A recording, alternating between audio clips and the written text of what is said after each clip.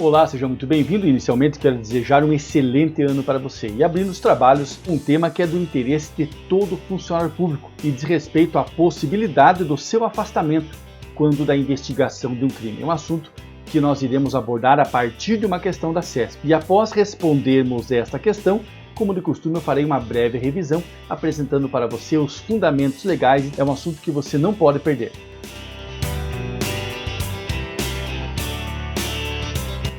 E antes de passarmos aos comentários de hoje, quero convidá-lo a se inscrever no canal e também a ativar as notificações.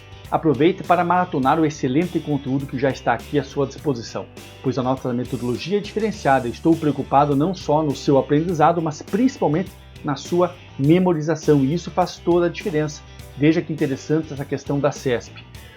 Com relação aos crimes de lavagem de dinheiro, julgue o item a seguir. Nós já trabalhamos na questão anterior também com a lei de lavagem de dinheiro, para que você veja como é uma lei muito cobrada. E agora a CESP então aborda outro tema dentro da lei da lavagem do dinheiro, também relacionado às investigações. O servidor público indiciado em tese pela prática do crime de lavagem de dinheiro deverá ser afastado imediatamente do cargo ou função, com prejuízo de remunerações, até que o juiz competente autorize o seu retorno às atividades. Certo ou errado? O que você me diz? Fique atento, porque realmente essa questão exige um especial cuidado, uma especial atenção. Olhe bem, a Lei 9.613/98 é a lei que atualmente dispõe do assunto. Aliás, eu sempre recomendo aos alunos que primeiro estudem o texto legal, depois recorram à doutrina e à jurisprudência. Muitos fazem o caminho inverso, primeiro vão à doutrina e depois vão à lei, mas primeiro o dispositivo legal. Então a Lei 9.613 é que dispõe, é que disciplina a matéria, e ela recebeu importantes alterações pela Lei 12.683 de 2012. Olha que interessante, nós tivemos então a inclusão deste artigo em 2012, artigo 17d. Em caso de indiciamento do servidor público, este será afastado sem prejuízo da remuneração e demais direitos previstos em lei, até que o juiz competente autorize, em decisão fundamentada, o seu retorno. Ou seja, conforme a previsão do artigo 17d, este afastamento é automático, tão logo o servidor público seja indiciado, então falamos aqui em indiciamento, falamos em inquérito policial, sem prejuízo da remuneração.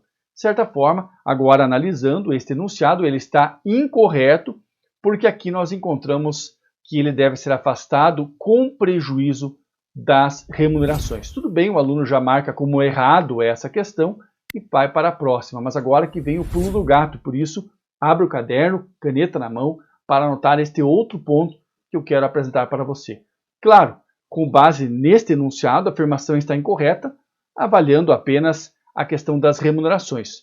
Ele deve ser afastado, mas durante o afastamento, como ele não deu causa a isso, em razão da presunção de inocência, observando-se o princípio do devido processo legal, ele continuará recebendo, ponto.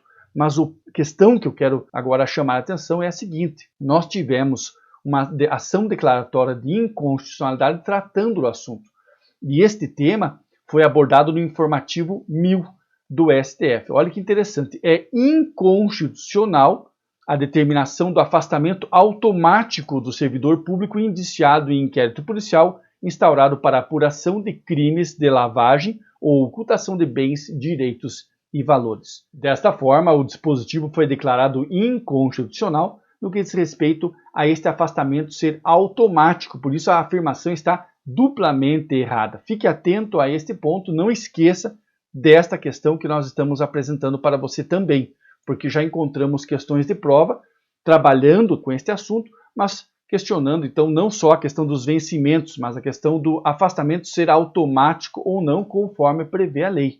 E olha, seguindo o informativo 1000, nós temos que o afastamento do servidor somente se justifica quando ficar demonstrado nos autos que existe risco, caso ele continue no desempenho de suas funções, e que o afastamento é medida eficaz e proporcional. Olha, mais uma vez destacando esse ponto, é proporcional, para se tutelar a investigação e a própria administração pública. Tais circunstâncias precisam ser apreciadas pelo Poder Judiciário. Nós não podemos deixar de destacar este ponto. Não podemos imaginar um afastamento, uma medida de tamanha gravidade, de forma automática. É necessário que o juiz avalie, que veja então a proporcionalidade da medida, que considere todos esses pontos. Então esta é uma questão que já foi decidida pelo STF, que você precisa anotar, porque você já sabe, a jurisprudência é muito importante. E é claro, seguindo então essa questão, nós aproveitamos para mencionar outros assuntos relacionados ao afastamento do servidor. Quando ele ocorre, quando temos a previsão legal, quais leis especiais também dispõem sobre o assunto. Olha que interessante.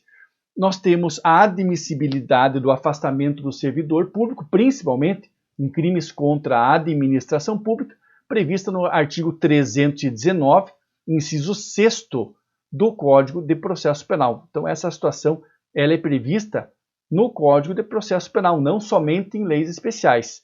Claro que esta análise, a aplicação dessa medida diversa da prisão deve ser aplicada sempre com a análise conjunta dos requisitos do artigo 282, incisos 1 e 2. Nós vamos avaliar a necessidade, a adequação da medida, por isso que não é nada automático, não pode ser automático. Nós precisamos sempre avaliar a necessidade e a proporcionalidade desta medida, que é uma medida, claro, ainda que não seja tão gravosa quanto uma prisão preventiva, ainda é uma medida de certo rigor. Nesses pontos, nós avaliamos que os requisitos são, então, justo receio de que a utilização, de que a permanência desse servidor público no cargo faça com que ele continue praticando infrações penais. Esta é a redação do Código de Processo Penal. Mas ainda, então, além do Código de Processo Penal, nós encontramos duas outras leis especiais que prevêem o afastamento do servidor, além da lei de lavagem de dinheiro, que nós vimos ainda é possível afastamento, só que o afastamento não pode ser um afastamento automático. Quais são essas leis? A lei que trabalha com a organização criminosa, então o dispositivo é o artigo 2º, parágrafo 5º, da Lei 12.850 de 2013, uma lei bem importante, e a Lei de Drogas. Então, especificamente no tráfico de drogas, você encontra no artigo 56, parágrafo 1º, da Lei 11.343/06, aqui a previsão, a possibilidade do afastamento do servidor público. É claro, aqui nós temos uma das leis mais cobradas, uma das leis mais especiais, mais importantes para a prática de todo aquele que tem interesse no sistema de justiça criminal. A lei do tráfico de drogas é uma lei de leitura obrigatória. Quais são os requisitos? Isso é automático, como nós colocamos na questão? Não, não é automático. Sempre depende, então, da representação da autoridade policial ou do Ministério Público. Então, o juiz é provocado ou pela autoridade policial em sede de inquérito policial, ou mesmo durante a ação penal, e daí, mais uma vez, o juiz faz uma análise cuidadosa e vai ponderar, então, se é necessário esse afastamento, se essa medida é uma medida realmente que possui fundamento atendendo aos requisitos de necessidade e proporcionalidade. Por isso, mais uma vez, vamos insistir nesse ponto. E eu quero passar também uma dica final para você agora relacionada a um efeito da condenação. Notem que nós estávamos falando anteriormente do afastamento do servidor como uma medida cautelar diversa da prisão. Ou seja, durante o inquérito policial ou a ação penal, o servidor pode ser afastado, não só para que ele não venha praticar novas infrações, mas também que não comprometa o andamento das investigações.